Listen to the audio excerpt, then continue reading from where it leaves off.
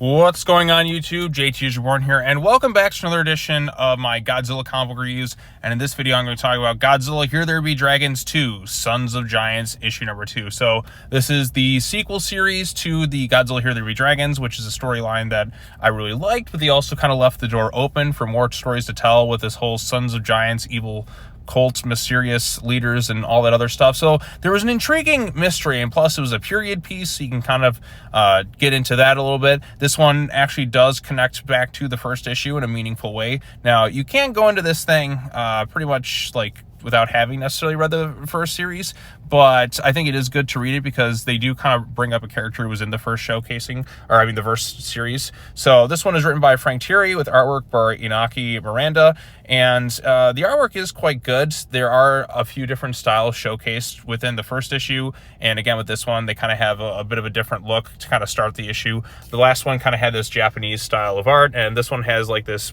Norwegian-esque style, and my only real issue is just kind of the way the lettering is done, because sometimes it can be kind of hard to tell which lettering is what. But basically it kind of tells about how in ancient times Hedorah showed up in like Norse mythology and basically killed everyone, and then we have Beowulf, who was there to fight Hedorah, and Eva managed to wound it sort of, but Hedorah was able to regrow limbs and basically ended the life of Beowulf. And again, at the end of the last issue, we had the guy who was there questioning the VP about something with the whole Sons of Giants angle, and we find out that he is actually, in fact, a descendant of Henry Hull. Remember the pirate we followed in the last issue? So he was the one who had the coin, but the Sons of Giants were well aware of this situation. And of course, they have their little eyes wide shut going on here, and he tells them about the story of Godzilla attacking Rome in ancient times, how he fought Hedorah, and then something happened to where Mothra even showed up, and even Rodan, and it kind of stopped the conflict. So that happened a long time ago, which destroyed Rome, and there's some very ambiguous things kind of going on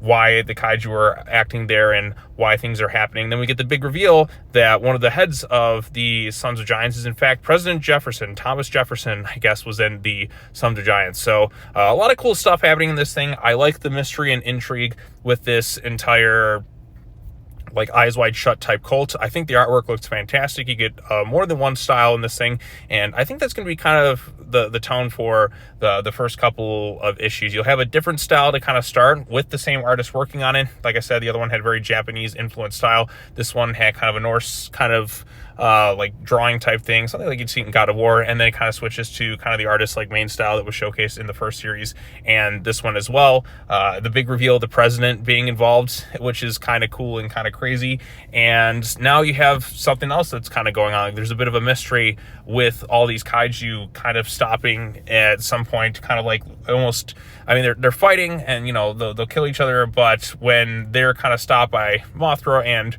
Rodan, it kind of leaves you wondering like what could possibly be like the threat that's coming. So a lot of interesting things going on, a lot of exciting different moving pieces, and I'm excited to see where this thing goes from here. I'm really liking the Godzilla Here There Be Dragons series, and I think this one is actually kind of even getting a little bit more interesting with some of the big reveals this time around. So my only gripe, like I said, would be some of the lettering can be kind of hard to read for the Norse angle, but I guess it's a stylistic choice. It's just for me trying to read it, like, is that letter? Is that letter? But that's just kind of more on me, I suppose. But and then again, like I said, I could have just used some text bubbles, but I get it's a stylistic choice. But for me, it was kind of hard to tell like which letter was what, and I can gather most of it, but there's a few instances where I'm reading, I'm like, is it that one? So yeah, but all things considered, really solid series, and I think it's worth checking out if you're a Godzilla fan. So what did you think of the issue? Post your comments down below. Be sure to like this video, share it with your friends, subscribe to your channel for more content, hit that bell for notifications. I got one more Godzilla comic book review coming out this week, and I have one more DC comic book